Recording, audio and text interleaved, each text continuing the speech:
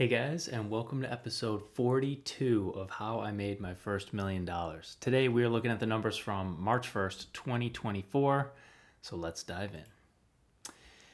Start with the balance sheet as usual. Assets coming in at $60,000. That's up 8, almost $9,000 from last month. Liabilities, $45,000 unchanged. Net worth, we're at positive $15,000. That's up again 8, almost $9,000 from last month. So the net worth more than doubled. I mean, that doesn't really make sense. That's not how you want to think about it. Anyways, what happened to the assets here? Because liabilities didn't move at all. So assets, well, cash went down a lot. Gold and silver basically flat. Bitcoin up almost 50%.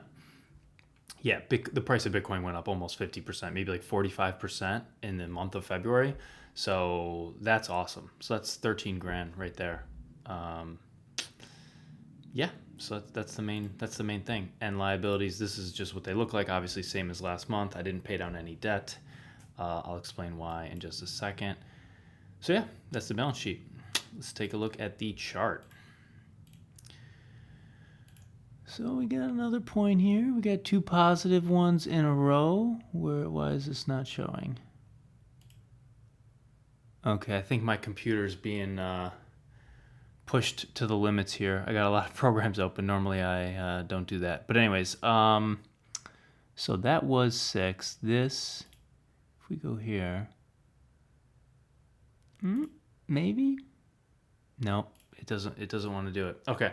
So we've got 2 positive points. That's good. And okay. Yeah, so November of 2022. So that's a year and 4 months ago. The last time we were this high was a year and 4 months ago.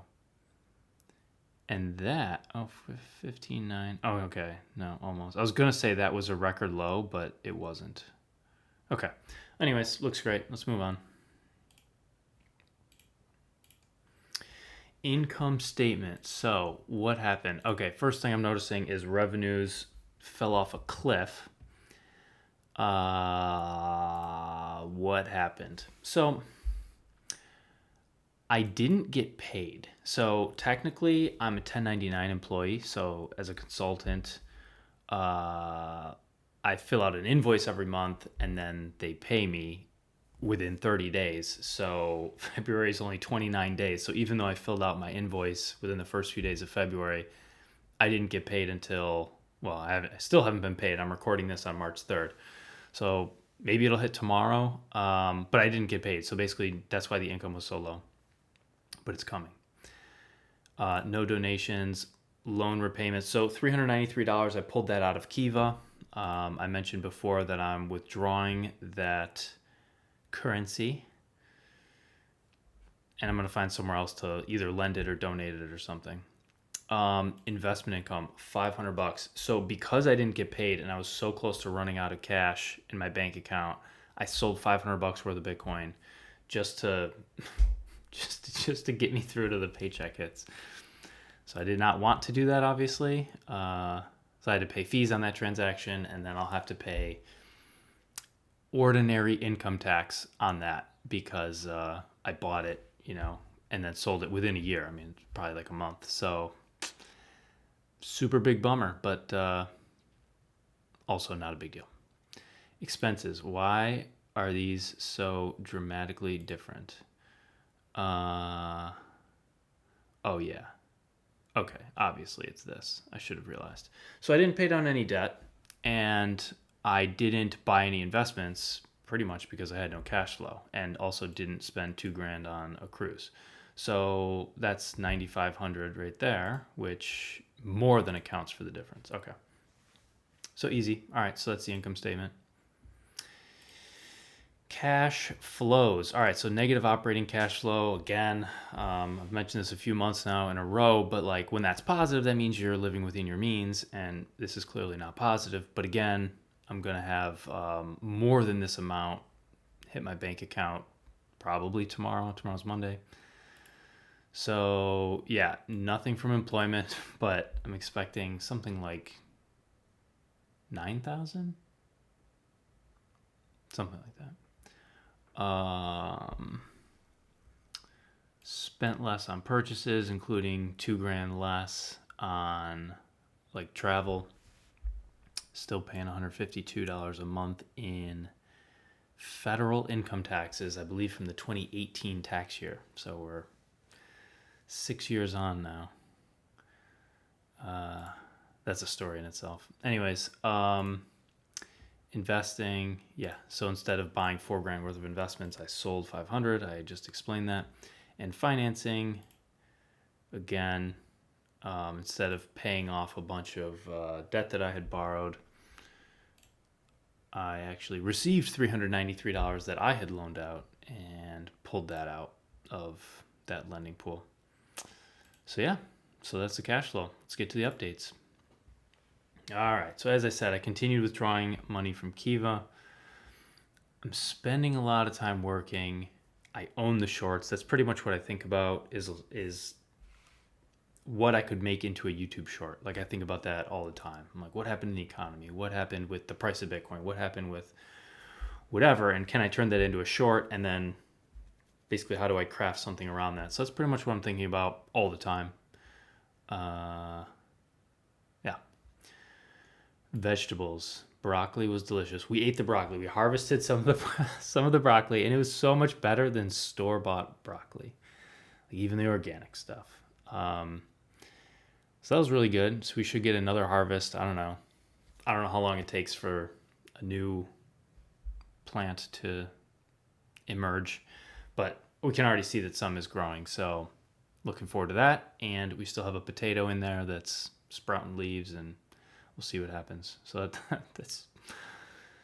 it's exciting. This is the beginning of something I think is going to be much bigger later on, and that's why I mention it here, because this is the seed, no pun intended, of something much larger. I feel like, later in life. So this is the beginning. Just a garden I can see out the window here with most plants that died and a couple that didn't. So that's good. All right, relationship with body. Waking up at sunrise, I would guess like half the time, but I don't write it down. I don't keep track. Cold showers. Yeah, I would guess there's probably like 6 days. So that's 20% that I did that.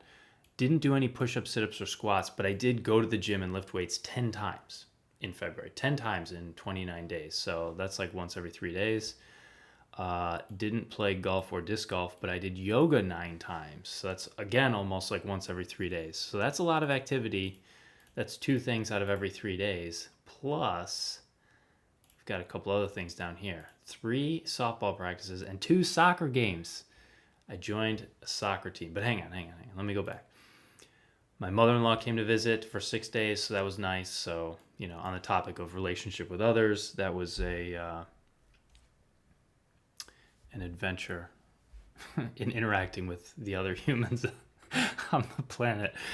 Oh, wonderful. So that was nice. So yeah, so softball, that's the usual thing with my friend. And then soccer, I joined a soccer team for a couple of reasons. One is relationship with others. I want to meet more people in the area. And 2 is I want a more fun way to do cardio. So when I do any of these other things here, like my lungs don't feel used. So, including softball. Yeah, at the end, we might sprint a little bit, but that's like 2 minutes, and it's not really that effective, I don't think. So I joined a soccer team. So anyways, I hadn't played soccer in 20 years. The last time I played was the fall of 2003. I was 15 years old. And now I'm 35. It's been 20 years. So I had to get new equipment. I wore my softball spikes to play soccer. And had to go out and get socks and shin guards. And I did okay. But our team is completely new. Hadn't played together at all. And we lost 4-0. And I just thought, like, man, is this going to be like the Sandlot softball team from a couple seasons ago, where we just basically lose every game? And sometimes players don't show up, and generally it became more stressful than fun. So I thought maybe that's going to happen with soccer. And then the second week, we were shorthanded to start, and I thought, here we go again. But then, the other team was shorthanded too, so both teams played shorthanded, and long story short is it was really fun. We won 4-0. I scored a goal, which is so cool, and I got an assist, and both of them were really nice plays. They weren't like fluky or lucky. They were like well done for the whole team. Like the whole team like moved the ball, advanced it, created opportunities, worked together, and it was like what you're supposed to do. So it was really fun. That's super promising. So I'm looking forward to that. Trying to stay healthy because it's a lot on my ankles that I'm not used to. So anyways, all right. Relationship with others. Occasional friend Zooms. Still doing that. That's good. Yeah, reaching out to old friends, which is nice. And yeah, and my job also feels like relationship with others because I'm calling people or taking calls from them. I'm on meetings. And a younger me would have taken that for granted. But after having retired for 5 years and just like not worked with anybody, it's like having colleagues is like, oh yeah, those are like other people you interact with. So I count it here. I mean, it totally feels like getting to know other people and bouncing ideas off of them and helping them and receiving help from them. So super cool. All right, relationship with self, frequent informal meditation. I'm like constantly thinking about what I'm thinking about and just looking at that and just trying to like watch the processes in my brain unfold in real time. Anyways, this I just had to put this here. I watched Project Blue Book.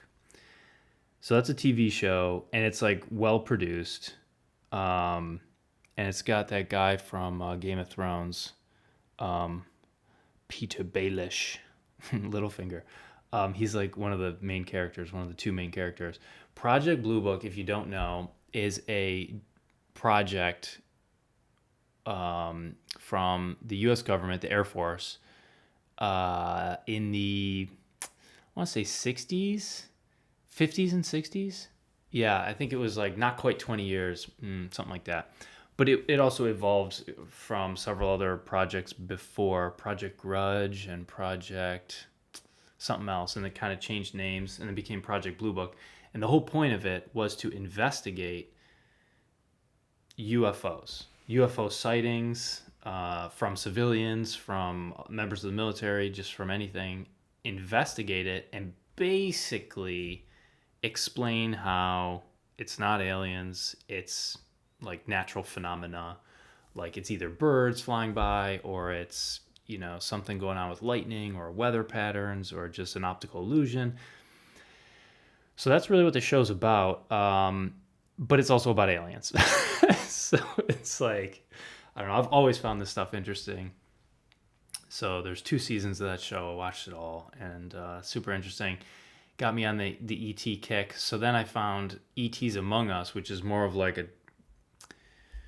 just an interview, just like people talking basically in front of a camera. But they're all people who claim to somehow be involved with aliens, either to have had firsthand experiences or like abductions or like telepathic communication, or they're like journalists who interview all these people professionally, or like a hypnotist who helps all these people who have these experiences, or allegedly, right? And then they can't remember it, so this doctor like put them under hypnosis to try to like figure out what happened to them. Super wild. But anyways, as I go down the rabbit hole of like figuring out how does the universe work, like in terms of mind and matter and just the laws of physics and what's going on. I mean, I have to go down the ET rabbit hole and say like, well, how much of this, like what percentage of this is real or plausible or something? And it's not 0%. Let me tell you that. It's not 0. So anyways, it's a discussion for another day, but it's super interesting. So I just mentioned that for you guys. You can just look them up if you want to check them out. And then we've got the same 4 books we've had on here for a while.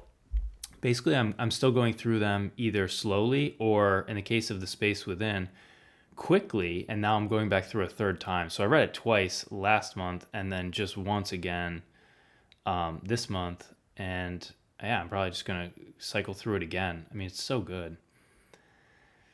So yeah, so I guess I don't have to elaborate on those. And I don't even know what I'm doing with this here. I comment on this from month to month. Like, I guess I'm not posting articles. That's true. But I mean, I'm posting videos. I'm posting shorts. I'm, long form videos. Obviously these videos once a month. So I'm posting videos. It's just not it's just not my own channel that I was like deliberately trying to grow. Basically, I was deliberately trying to grow a Substack and deliberately trying to grow a YouTube, and I've posted 0 on those, right? So I've posted videos elsewhere, like this YouTube channel and, stuff for work. So anyways, I don't know. I'll just leave it there for now. And I'm not really doing anything productive with chess, just watching people play from time to time. Okay, so how am I thinking? How am I feeling? What am I doing? Well, I'm thinking how important it is to watch your beliefs. Your beliefs will dictate your reality. That seems so true. How am I feeling? Grateful. A little bit intimidated by the universe. It's so massive, and you can do it's so massive, but like the parts that you experience are so small. And so simultaneously, I'm intimidated and inspired because you can carve out any reality you want, because the possibility space is infinite. It's infinite. It's like if you roll a die, standard die, I mean, your possible outcomes are 1, 2, 3, 4, 5, or 6. So your choices are kind of limited, but in the universe, there doesn't feel that way. It's infinite. You could do whatever you want. So like with your life, you could do whatever you want with your life. You do whatever you want. You could do absolutely whatever you want. It's so wild. So I'm just thinking about, geez, what would be a fun life to live? What do I want to do? And part of it is documenting it along the way. So whatever I decide to do, I want to share it with people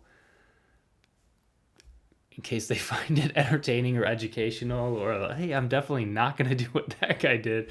So whatever it is, right? I just think it'll be interesting. So yeah, so that's how I'm thinking. That's how I'm feeling. And what am I doing? Working. I can't wait to get more dollars in the bank account. That way I can convert them to Bitcoin. So, I mean, I just want to buy a ton of Bitcoin. And I knew that this was going to be a bull market. I've said it in these videos. I tell everybody in my life. And I knew that when I sold back in October to go to India, I sold over 1 full Bitcoin. It was like a Bitcoin and a half. Might have been 2 Bitcoin across like the span of a month or two. And I just knew, I'm like, this is the bottom. This is the bottom around 20,000. And now Bitcoin's up over 60,000 in just 6 months or less even. So yeah, so like had I kept that, I could have had an extra 40 grand, but then I wouldn't have had my experience in India or any of the things that came from that. So again, it's like spiritual growth is more important than financial growth or portfolio growth even. So yeah, so that's how I'm thinking. That's how I'm feeling. And that's what I'm doing. I'm waiting to buy Bitcoin. And maybe if it feels appropriate to sell before the end of 2024, I will do that and pay off some of my debts. So that is it. So thank you guys for watching. I appreciate it. And I'll see you next month.